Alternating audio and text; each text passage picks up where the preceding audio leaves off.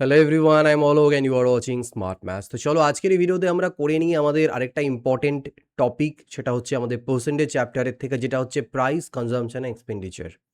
কেন কোনো জিনিসের মূল্য বেড়ে যাওয়া সত্ত্বেও তার এক্সপেন্ডিচারটাকে আমাদের সেম রাখতে হয় অনেক সময়। আমরা জানি আমাদের বর্তমান অবস্থা অনুযায়ী অনেক সময় জিনিসের দাম বেড়ে যায়। জিনিসের দাম বেড়ে গেলেও আমরা খরচা বাড়াতে পারি না, কারণ আমাদের ইনকাম সেম টু সেম থাকে। তো সেক্ষেত্রে আমাদেরকে স্যাক্রিফাইস করতে হয় এবং আমাদেরকে কি করতে হয়, আমাদেরকে ব্যবহার কমাতে হয়। বা অনেক সময় জিনিসের দাম কমে গেল, যেই কমে গেল আমরা ফুল এনার্জি পেয়ে যাই যে আরেকটু বেশি খরচা করবো, আরেকটু বেশি খরচা করবো। খরচা মানে আরেকটু বেশি জিনিস কিনবো, খরচা সেম থাকবে, আমরা একটু বেশি পেয়ে যাই, সেটা আমরা খুশি হয়ে যাই। তো এই টাইপের যে রিয়াল লাইফ আমাদের অ্যাপ্লিকেশন করা যায় এরকম একটা টপিক, সেটা হচ্ছে প্রাইস, কনজাম্পশন, এক্সপেন্ডিচার, অর্থাৎ মূল্য, ব্যবহার এবং খরচ, যেটা পার্সেন্টেজের মধ্যে থেকে রয়েছে। তো আমরা বুঝবো এই জিনিসটাকে যে কিভাবে করে কি টাইপের কোশ্চেন্স এখানে থাকে। আমি তোমাদেরকে এখানে একটা ফর্মুলা বেসড এবং একটা বেসিক রেশিও বেসড, আমাদের ফ্র্যাকশন বেসড বুঝিয়ে দেবো প্রসেসটা। এক দুটো কোশ্চেন দেখবো, তাহলে সেটাকে অ্যাপ্লাই করে তোমরা যে কোনো কোশ্চেন এখান থেকে ইজিলি উড়িয়ে দিতে পারবে, যদি কনসেপ্টটা বুঝে যেতে পারো। দেখো, এর কোর কনসেপ্ট আমরা বুঝি এবং মাস্টার ফর্মুলাটা বুঝি। কোর কনসেপ্ট কি জিনিস, এখানে বলা হচ্ছে এক্সপেন্ডিচার, আমরা খরচ ইজ ইকুয়াল টু হচ্ছে মূল্য ইন্টু কনজাম্পশন। দেখো, কোনো একটা জিনিস যখন আমরা বাজারে কিনতে যাই, ডেলিকার হিসেব দিয়ে আমি ধরছি, মনে করে নাও পরীক্ষাতে চিনি বেশি পরিমাণে থাকে, তো চিনিরই আমি উদাহরণ দিচ্ছি যে তোমাদের চিনি, ঠিক আছে, বা আটা যাই হোক কিনছো, মনে করো আটাই কিনছো, তো বা চিনি কিনছো, চলো চিনি কিনছো, চিনি বেশিরভাগ আছে, চিনি ধরে নিলাম। তো পরীক্ষাতে এরকম কোশ্চেন থাকে, তো সেক্ষেত্রে মনে করো না আমি একটা কোনো জিনিসের যে দাম, মনে করে নাও চিনি যে রয়েছে, তো চিনির যে মূল্য, চিনির যে দাম, মনে করে নিলাম এখন মার্কেট প্রাইস আই থিঙ্ক ধরে নিলাম 50 টাকায়, ধরে নাও 50 টাকা প্রতি কেজি, মনে করে নাও চিনির দাম 50 টাকা প্রতি কেজি করে দাম আছে। তো যখন এই দামটা যদি বেড়ে যায়, যদি এই দামটা বেড়ে যায় 60 টাকা প্রতি কেজি হয়ে যায়, আমার স্যালারি বাড়েনি, আমার ইনকাম বাড়েনি, তাহলে আমি কি করব? আমি আগে চিনি কিনতে, মনে করে নাও আগে তুমি সাপোজ করে নাও 100 টাকা খরচা করতে, 100 না, আমি ধরে নিলাম 300 টাকা খরচা করতে, তুমি চিনি কেনার পেছনে 300 টাকা খরচা করতে, তোমার টোটাল খরচ ছিল চিনির পিছনে 300 টাকা। তার মানে তুমি আগে কত কেজি চিনি পেতে বলো দেখি? এটা হচ্ছে চিনির কি? এটা হচ্ছে চিনির প্রাইস, বা এটা হচ্ছে চিনির দাম বা মূল্য। তখন তুমি কত কেজি চিনি পেতে বলো? স্যার 300-কে 300 টাকা টোটাল খরচা করলে 50 টাকা প্রতি কেজি যদি হয়, তাহলে ভাগ যদি দিই আমি 6 কেজি চিনি পেতাম। ঠিক? এখন কি হচ্ছে? এখন তো তুমি ৩০০ টাকায় খরচ করছো, কিন্তু চিনির দাম বেড়ে গেছে ৬০ টাকা করে। দোকানে গিয়ে বললে, "দাদা ৩০০ টাকার চিনি দিন।" হট করে দোকানদার তোমাকে কম দিল। কত দিল? ৫ কেজি চিনি দিল। কারণ চিনির দাম বেড়ে গেছে। অর্থাৎ যখনই তোমার চিনির দাম বৃদ্ধি হয়ে গেল, তোমার কিন্তু ব্যবহারটা কমে গেল। কারণ তুমি খরচা সেম করছো। এবার এই যে খরচটা, সেটা কিভাবে দাঁড়ায়? দেখো, টোটাল ৫০ টাকা হচ্ছে প্রত্যেক কেজির দাম। ৬ কেজি কিনছো, ৩০০ টাকা খরচ।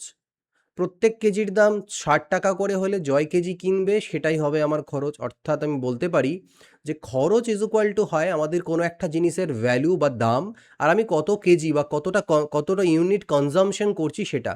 ইলেকট্রিসিটি বিল ধরে নাও ৮ টাকা করে, তুমি ১০ ইউনিট পুরাচ্ছ, তাহলে তোমাকে ৮০ টাকা দিতে হবে। তো অর্থাৎ প্রত্যেক ক্ষেত্রেই খরচ ইজ ইকুয়াল টু আমাদের হয়ে যায় দাম কত সেই জিনিসটার, প্রাইস কত, ইনটু আমি কতটা কিনছি, কনজাম্পশন করছি সেটা। তো বোঝা গেছে? এবার এই দুটো তিনটে যে ভ্যালু রয়েছে, এরা কি ইন্টার কানেক্টেড পরস্পরের সাথে। অর্থাৎ দুটো জিনিসকে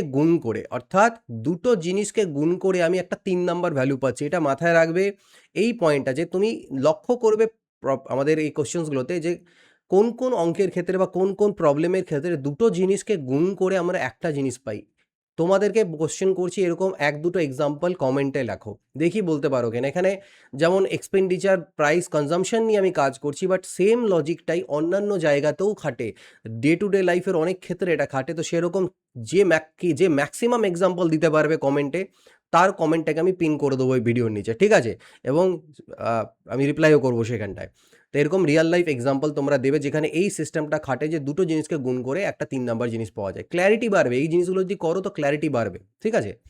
এবার এরা ৩ জন একে অপরের সাথে কিন্তু ইন্টার কানেক্টেড, অর্থাৎ একজনকে পরিবর্তন করলে অন্যজন পরিবর্তন হবে। বুঝতে পারছো? ব্যাপারটা বোঝা যাচ্ছে? এবার আমি একটা জিনিস দেখো, এবার আমি আসছি এই কনসেপ্টে, যে দ্য গোল্ডেন রুল, যখন বাজেটটা ফিক্স থাকে, এবার আমি কি বললাম, এরা নিজেদের মধ্যে পরিবর্তন, আমি যদি এই তিনটের মধ্যে কোনো একটাকে চেঞ্জ করি তাহলে অপরগুলো অটোমেটিক্যালি চেঞ্জ হবে, সেটা বাড়বে না কমবে আসবো। তবে তার আগে একটা গোল্ডেন রুল আমরা বুঝি, যেটা আমাদের পরীক্ষা খুব কাজে লাগে, সেটা হচ্ছে যখন বাজেট আমার ফিক্স থাকে, অর্থাৎ আমি যে খরচ করছিলাম সেটা আগে যা করছি এখনও সেম করছি, যদি এরকম টাইপের কোশ্চেন থাকে বা টাইপ থাকে, তখন কি দাঁড়ায়? আমি যে ইকুয়েশনটা তোমাদেরকে দেখালাম যে এক্সপেন্স বা expenditure is equal to price into consumption, তো এটা কি ম্যাথমেটিক্যালি এটা একটা গুণফল আছে। এর মধ্যে যদি আমি এক্সপেন্ডিচারটা আমার কনস্ট্যান্ট হয়ে যায়, মানে এটার ভ্যালু যদি আমার কে হয়, এটাকে আমি কনস্ট্যান্ট একটা সংখ্যা ধরলাম যে দিস ইজ কে, এটা আমার ধ্রুবক বা কনস্ট্যান্ট একটা কোনো ভ্যালু। তো মনে আছে ভেদ বা ভ্যারিয়েশন চ্যাপ্টারে করেছিল, যদি আমি এটাকে কনস্ট্যান্ট ধরি তাহলে পাল্টি খাওয়াতে পারি। আমি এখানে লিখতে পারি যে sir price is equal to K by C, C কে নিচে পাল্টি খাওয়ালাম। এবার যদি এই ধ্রুবক থাকে তাহলে আমি এরকম লিখতেই পারি এখান থেকে, স্যার পি ভ্যারিজ 1/c। ঠিক, আমরা এরকম ভেদ থাকলে কি করতাম, ইকুয়াল টু সাইন দিয়ে একটা কে ধ্রুবক নিই, না জানলে জেনে নাও। অর্থাৎ মোদ্দা কথা, আমাদের যে মূল্য বা প্রাইস আর যে ব্যবহার তারা একে অপরের ব্যস্তানুপাতি, অর্থাৎ উল্টো। একটাকে অর্থাৎ আমি যদি প্রাইস দাম বাড়াই তাহলে আমার ব্যবহার কমবে, আর যদি আমি দামকে কমিয়ে দিই তাহলে আমার ব্যবহার বেড়ে যাবে, মানে আমি বেশি জিনিস পাবো। কেন? কারণ আমার খরচাটা আমি ফিক্সড রেখেছি, এক্সপেন্সটাকে ফিক্সড রেখেছি। একটা ভ্যালু ধ্রুবক, তাহলে এদের মধ্যে সম্পর্ক এরকম। বোঝাতে পারলাম? তো এটাই বলেছে প্রাইস আর কনজাম্পশনের মধ্যে ইনভার্স রিলেশন থাকে, তারা ব্যস্তানুপাতি, একটাকে বাড়ালে একটা কমবে, একটাকে কমালে আরেকটা বাড়বে। সেম জিনিসটাকে আমরা রেশিও মেথড দিয়ে বোঝার চেষ্টা করি। আমি রেশিও মেথড দিয়ে আমি পরে এদিকে আমাদের রয়েছে, হ্যাঁ ঠিক আছে, এদিকে আছে রেশিও মেথড, আমি সেখানে গিয়ে বোঝাচ্ছি। বাট এটা আশা করি বুঝতে পেরেছো এদের মধ্যে সম্পর্কটা কীরকম, প্রাইস আর এটার মধ্যে। এবার আসছি পরেরটায়, বলছে the A B rule. A B রুলের কথা মনে রয়েছে, এ বি রুল আমরা করেছিলাম A plus B plus A B by 100%, মনে আছে? যে এটা কখন হয়, যদি আমি মনে করে নাও আমার কি আছে, expense is equal to price into consumption. তো দুটো ভ্যালু গুণ হয়ে 3 নম্বর ভ্যালুটা আসছে। আমি আগের ক্লাসে বলেছিলাম যেখানে এ প্লাস বি, এই যে A plus B plus A B by 100 বা X plus Y plus X Y by 100%, net percentage ইনক্রিজের ফর্মুলা ছিল, ইনক্রিজ ডিক্রিজের। এখানেও সেম জিনিসটা অ্যাপ্লাই হবে। এই ফর্মুলাটা সেই সব জায়গাতে অ্যাপ্লাই হবে যেখানে দুটো জিনিসকে গুণ করে আরেকটা আমরা 3 নম্বর প্রোডাক্ট পাচ্ছি। তো সেই দুটো জিনিসকে পরিবর্তন করলে পরে 3 নম্বর ভ্যালুটা কিভাবে তার উপর এফেক্ট পড়বে, কত পার্সেন্টেজ বাড়বে না কমবে, সেটা আমরা এখান থেকে বের করতে পারি।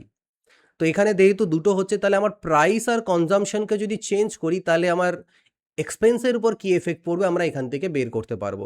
মনে করে নাও বলে দেওয়া হলো যে কোনো একটা জিনিসের ভ্যালু, দাম আমার X% বেড়ে গেছে, এবং বেড়ে যাওয়া সত্ত্বেও যে ফ্যামিলিটা আছে সে Y% বেশি ব্যবহার করছে। দাম বেড়েছে তাও ও ব্যবহারটা বাড়িয়েছে, তাহলে খরচার উপর কী এফেক্ট পড়বে, খরচা বাড়বে, স্বাভাবিক ব্যাপার।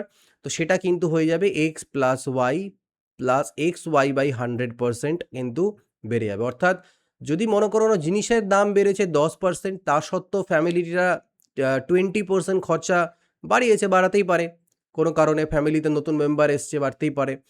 তো এক্সপেন্সের উপর কী এফেক্ট পড়বে, এখানে আমি অ্যাপ্লাই করতে পারি 10 প্লাস 20 প্লাস 10 ইন্টু 20/100, তার মানে 20 আর 10 30, 32, অর্থাৎ 32% খরচ বেড়ে যাবে। আগে ওর যা খরচ হতো তার থেকে 32% বেশি খরচ করতে হবে ওকে।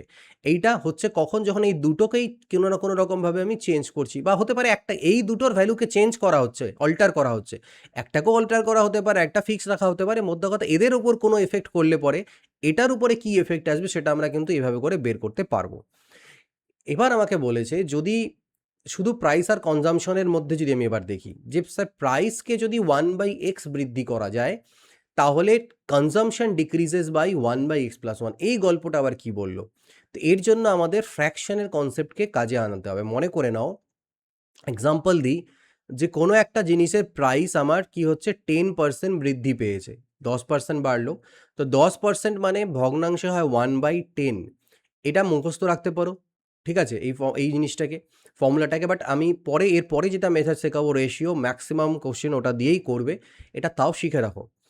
প্রাইস যদি 10% ইনক্রিজ করা হয়, অর্থাৎ 10-এর মধ্যে 1 বাড়বে, তাহলে কনজাম্পশনের উপরে কি, মানে ব্যবহারের ক্ষেত্রে কি হবে, ব্যবহার কমবে। একটাকে বাড়াচ্ছ তাহলে একটা কমবে, স্বাভাবিক ব্যাপার। তো সেটা হয়ে যাবে 1/10 + 1, তার মানে 1/11, ঠিক আছে? 1/11 হয়ে যাবে, ব্যাপারটা বোঝা গেল? কনজাম্পশন হয়ে যাবে 11-র মধ্যে 1। এবার এটা তো ভগ্নাংশের ক্ষেত্রে বললাম, স্যার পার্সেন্টেজের ক্ষেত্রে কি হবে? তো পার্সেন্টেজের ক্ষেত্রে এই ফর্মুলাটা মনে রাখবে, যদি প্রাইসকে আমি ইনক্রিজ করে দিই x%, তাহলে আমার কনজাম্পশন যে ডিক্রিজ হবে সেটা হয়ে যাবে ডিক্রিজ, অর্থাৎ ভ্যালুটাকে আমি কমাবো, সেটা হয়ে যাবে x/100 + x into 100%।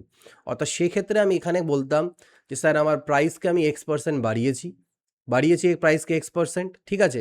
So this is price actually. তো প্রাইসকে আমি x% বাড়িয়েছি, তাহলে স্যার আমার যে ব্যবহারটা কমবে সেটা হবে কি 10/110 ইন্টু 100%। তো এই যে কাটলো 11/9 99, ঠিক আছে? 11/9 1/11%। তো এটা পার্সেন্টেজে লিখলে এরকম, ভগ্নাংশে লিখলে একই জিনিস দুটো, এটা গল্প। সেম জিনিস বলেছে যদি প্রাইস আমার কমে যায়, ধরে নাও আমি বললাম স্যার x% প্রাইস কমে গেল, তাহলে ব্যবহার কত বাড়াবে? কারণ খরচা সেম রেখেছো, তো ব্যবহার বৃদ্ধি হবে x/100 - x। দেখো এই ফর্মুলাগুলোর মধ্যে যাতে কনফিউশন না হয় সেটা কিভাবে ঠিক করবে? উত্তরটা কি আসছে? উত্তর আমার কম আসবে, ডিক্রিজ, কম। কমাতে গেলে হরকে বড় হতে হয়। নিচেরটা যত বড় হবে ভাগ দিলে উত্তর তত কম আসবে। আর নিচেরটা যত ছোট হবে ভাগ দিলে উত্তর তত বেশি আসবে। তো এইভাবে করে মনে রাখবে যে বেশি আনতে গেলে নিচেরটাকে আমি ছোট করব, তাহলে মাইনাস করব। তো সেম কনসেপ্ট আমি এখানে অ্যাপ্লাই করব ইন দ্যাট কেস। যদি আমাকে বলা থাকে যে স্যার প্রাইস চেঞ্জ হয়েছে 10%, অর্থাৎ প্রাইস কমে গেছে 10%। সো 10% মিনস কি 1/10। তাহলে ইন দ্যাট কেস তুমি ভগ্নাংশের ক্ষেত্রে বলতে পারো, তাহলে স্যার কনজাম্পশনের যে ভগ্নাংশটা হবে সেটা কি হবে? নিচে 10 - 1 অর্থাৎ 9। তার মানে এইটা হয়ে যাবে গল্প, ঠিক আছে? অর্থাৎ ৯ থাকলে ৯ এর মধ্যে ১ বেশি, অর্থাৎ আগে ৯ কনজাম্পশন করছিলে, তাহলে এখন ৯ আর ১ এ ১০ কনজাম্পশন করবে। আর দামের মধ্যে কি ছিল? আগে ৳১০ দাম ছিল, তাহলে এখন দাম কমে গেছে, তো এখন ৳৯ হয়ে গেছে। ঠিক এইটা হচ্ছে গল্প। আর যদি পার্সেন্টেজে ডাইরেক্টলি বের করতে চাই তাহলে কি বলব? স্যার আমার যেটা অ্যান্সার আসবে, অর্থাৎ কনজাম্পশন যে আমার বেড়েছে সেটা কত পার্সেন্ট বেড়েছে? মানে ১০/১০০ - ১০ অর্থাৎ ৯০ × 100। তার মানে এখানে দেখো কত হলো? ১১ ঠিক আছে? 1/9 অর্থাৎ ১১.১/৯% এর কি হচ্ছে? ইনক্রিজ। বোঝাতে পেরেছি আশা করি। হয় তোমরা এইভাবে এই দুটো ফর্মুলা প্রয়োগ করে করতে পারো। আদারওয়াইজ এবার যে মেথডটা আমরা শিখব, দ্য রেশিও মেথড, এটা দিয়েই ম্যাক্সিমাম গুলোকে করবে। এখানে অলরেডি আমি রেশিওর কিছুটা তোমাদেরকে হিন্ট দিয়ে দিলাম। কি দিলাম? দেখো রেশিও মেথড তখন এপ্লাই করব যখন আমাদের একটু ফ্র্যাকশনস গুলোকে উল্টোপাল্টা এরকম থাকে। যদি নরমাল টাইপের থাকে 10%, 20% আমরা ফর্মুলায় ফেলে অ্যান্সার বের করে নিতে পারি। কিন্তু যদি এই ধরনের থাকে, এটার মান কত হয় আমাদের? 1/6, 16.66% এর ভগ্নাংশ 1/6। তখন আমরা ভগ্নাংশ নিয়ে কাজ করব। কিরকম? রেশিও দিয়ে। যে মনে করে নাও এটাই প্রাইস, যে প্রাইস আমার ইনক্রিজ হয়েছে 16.66%। তার মানে আমি বলব স্যার প্রাইস আমার আগে ৳৬ ছিল, ৳৬ র মধ্যে দাম ৳১ বেড়ে এখন দাম ৳৭। এবার যেহেতু ব্যাটার খরচ, এক্সপেন্স কমেনি, এক্সপেন্স আমার ফিক্সড আছে। দেখো ২ ক্ষেত্রেই এক্সপেন্সকে যদি সেম রাখতে হয় তাহলে তোমার ব্যবহারের রেশিও কি হতে হবে বলো তো? 7:6 হতে হবে, আর কোনো উল্টো নেই। উল্টোটা হতে হবে, আদার্স কোনো অপশন নেই। কারণ আমরা জানি এক্সপেন্স ইজ ইকুয়াল টু তোর গুণফল, অর্থাৎ ৬ × ৭ = ৪২, ৭ × ৬ = ৪২। ইকুয়াল তখনই হবে যখন এই ইনভার্স রেশিও হবে, গুণ করলে সেম আসবে, আদারওয়াইজ আসবে না। তার মানে সেক্ষেত্রে আমাদের ব্যবহার ৭ থেকে ৬। এবার ৭ থেকে ৬ হওয়ার অর্থ কি? কত কমলো? ১ কমলো। দাম বাড়াতে ব্যবহার কমলো ১। ব্যবহার ১ কমলো। আগে কত ব্যবহার ছিল? 7 ছিল আগে। ৭ এর মধ্যে ১ কমলো, ১০০ এর মধ্যে কত? সেটাই হচ্ছে পার্সেন্টেজ। তো ৭ দিয়ে করলেই 14.2/7% আমাদের আসে অ্যান্সার এখান থেকে। যে যদি আমার প্রাইসকে এত পার্সেন্ট বৃদ্ধি করি তাহলে ব্যবহার আমার এত পার্সেন্ট কমবে। কখন? যখন আমাদের মানে এক্সপেন্সটা ফিক্সড আছে। ঠিক আছে, বোঝাতে পেরেছি। এবার এইখান থেকে কিছু জিনিস থাকে আমরা পরে গিয়ে করতে পারবো যখন চিনির দাম বা এটসেট্রা জিনিসপত্র বেড়ে যায়। বাট কনসেপ্ট এটা ক্লিয়ার। এখান থেকে আমি একটা হিন্ট দিয়ে দিচ্ছি, বাট আমি পরে আমরা যখন করব চিনির দাম বা এটসেট্রা মূল্য বেড়ে গেল, কত কেজি বেশি চিনি কিনতে পারবে এটসেট্রা, সেটা পরে টাইপ আছে সেটা করব, বাট আমি একটা হিন্ট দিয়ে দিচ্ছি। ওখানে কোশ্চেনে তোমাকে বলে দেওয়া থাকবে শুধু এই সেম কাজই করতে হবে। শুধু বলে দেওয়া থাকবে এখন আমরা ৫ কেজি চিনি বেশি পাচ্ছি। তাহলে এই যে ৫ কেজি চিনি কম পাচ্ছি। তাহলে এই যে ১ কম পাচ্ছি, আমি তখন তুলনা করব যে ১ মানে ৫ কেজি, তাহলে 7 মানে 35 কেজি আর 6 মানে 30 কেজি, অর্থাৎ এখন আমি 30 কেজি পাই, আগে আমি 35 কেজি পেতাম। এবার তোমাকে একটা টাকা দিয়ে দেবে, বলবে মনে করো যে 150 টাকা খরচা করতে আগেও এখন, তাহলে এখন প্রত্যেক কেজি চিনির দাম কত? তাহলে তুমি এখন 150 টাকা খরচা করছো আর 30 কেজি চিনি পাচ্ছ, তাহলে প্রত্যেক কেজি চিনির দাম 5 টাকা। ব্যাস এইটুকুই শুধু এক্সট্রা আমাদের করতে হবে, বাট সেখানে গিয়ে আমি ভালো করে বুঝিয়ে দেবো। তো আশা করি বোঝা গেছে। আমরা 2 থেকে 3টে কোশ্চেন, 1-2টো কোশ্চেন ট্রাই করি, জিনিসটা ক্লিয়ার হবে। বলছে চিনির দাম 25% বেড়ে গেছে, চিনির দাম 25% বেড়ে গিয়েছে। কত পার্সেন্ট একজন হাউস হোল্ডারকে তার ব্যবহার কমাতে হতে হবে যাতে খরচা না বাড়ে? তাহলে আমরা কিভাবে করে করতে পারি? আগে ডাইরেক্টলি ফর্মুলা মেথড দিয়ে করতে পারি। তো ফর্মুলা মেথড দিয়ে যদি করি তাহলে কি, ব্যবহার কমাতে হবে, কমানো মানে x/100 মাইনাস এক্স ইন্টু 100%, অর্থাৎ 25/75 ইন্টু 100%, তাহলে 1/3, অর্থাৎ 33.1/3%। আর যদি আমি নর্মালভাবে করি, রেশিও মেথড দিয়ে করি, তাহলে রেশিও মেথড দিয়ে কী করবো স্যার? দাম দাম কি হয়েছে? 25%, তো 25% মানে 1/4, অর্থাৎ দাম হয়ে গিয়েছে 4 টাকা ছিল, 4 টাকা 1 টাকা বেড়ে গেছে, অর্থাৎ 4 টাকা 1 টাকা বেড়েই হয়ে গিয়েছে 5 টাকা। আর ব্যবহার তাহলে আমাকে 5 থেকে 4 করতে হবে, কারণ খরচা সেম। তাহলে 5-এর থেকে 4 করছি মানে 1 কমাচ্ছি। কতর মধ্যে 1 কমাচ্ছি? 5-এর মধ্যে। 100 এর মধ্যে কত? 20%। ওকে। আচ্ছা, সরি, মাই মিস্টেক। এখানে আমাদেরকে ব্যবহারটা রিডিউস করতে হবে, কমাতে হবে। কমাতে গেলে নিচের ভ্যালুটা বেশি হতে হবে।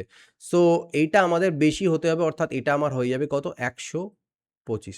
দেখো আমি ভিডিওগুলোকে রাখছি, এডিট করছি না। যেখানে ভুল হচ্ছে ভুলটাকে রেখে দিচ্ছি, যাতে তোমরা মিস্টেকসগুলো বুঝতে পারো যে আমার থেকে যখন এই জায়গায় মিস্টেক হচ্ছে, তো দেয়ার ইজ আ চান্স যে মিস্টেক হতে পারে, সেই জায়গাগুলো বেশি ধ্যান দেবো আমরা।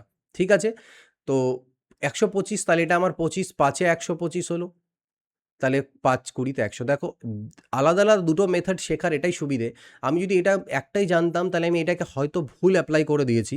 তো আমি ভুলটা ভুলই থেকে যেত। কিন্তু যখন আমি আরেকটা মেথডে সেম জিনিসটা ট্রাই করতে গেলে আমার ভুলটা ধরা পড়ে গেল, তো আমি কারেক্ট করে নিতে পারলাম। ঠিক আছে? তো এইজন্য ভ্যারিয়াস মেথডস আমাদের জানা উচিত। সো আমাদের এটা 20% চলে আসবে। তো এটা হচ্ছে আমাদের অ্যান্সার। বলছে পেট্রোলের দাম কি হয়েছে? কমে গেছে 16.66%। তাহলে কত পার্সেন্ট একজন পার্সন ইনক্রিজ করতে পারবে?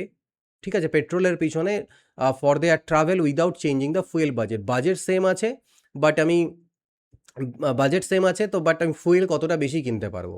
তো 16.66%কে এটা আমরা কি লিখে থাকি? 1/6 লিখে থাকি, তাই না? সো 1/6 যখন এটা হয়, তাহলে আমি যদি নর্মাল এখানটায় আমি ফর্মুলা দিয়ে করতে যাই, তাহলে আমার ঝামেলা পড়ে যাবে। কারণ ফর্মুলাটা আমার কি হবে? আমাকে কি করছি? আমি ইনক্রিজ করছি ব্যবহারটাকে। তো সেক্ষেত্রে তাহলে x/100 মাইনাস এক্স ইন্টু 100%। এবার এখানে যদি আমি এটাকে ভ্যালুকে বসাই, তাহলে আমার ঝামেলা পয়েন্টে আসবে। তো আমি এটাকে অ্যাপ্রোচ নেব না এখানে। আমি একদম এটাকে রেশিও মেথড দিয়েই করব।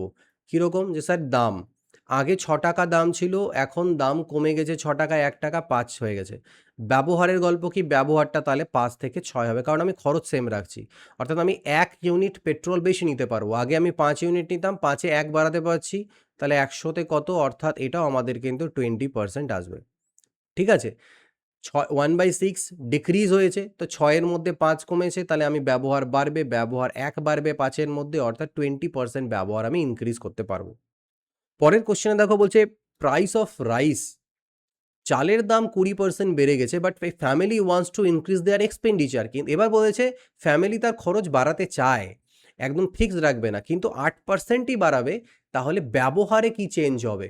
তো এই ধরনের কোশ্চেন যখন থাকবে, সে তিনটেকে ইনভলভ করা হচ্ছে, এক্সপেন্ডিচার সেম নেই, তখন কিন্তু আমরা রেশিও মেথড দিয়েই করব। কীরকম? তিনটে জিনিস, প্রাইস, কনজাম্পশন অ্যান্ড এক্সপেন্ডিচার আমরা জানি।